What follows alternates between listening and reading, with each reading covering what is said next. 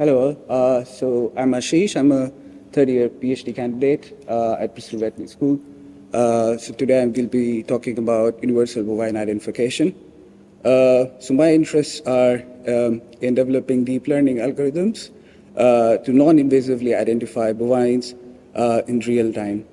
I'm also interested in developing precision livestock farming tools to enhance animal welfare and disease management. So the method we employ is as follows. We use 3D cameras to measure the surface topology of the animals in the dorsal view. And then we train our deep learning models such that they learn to differentiate the animals. So you can see the colors are individual animals.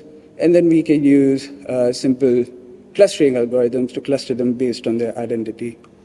The models also learn to focus on certain bony regions, which is quite interesting because experts who deal with body condition scoring also look at these regions.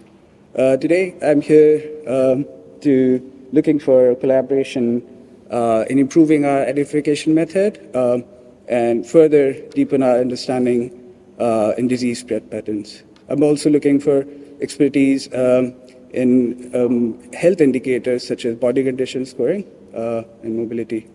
That's all. Thank you.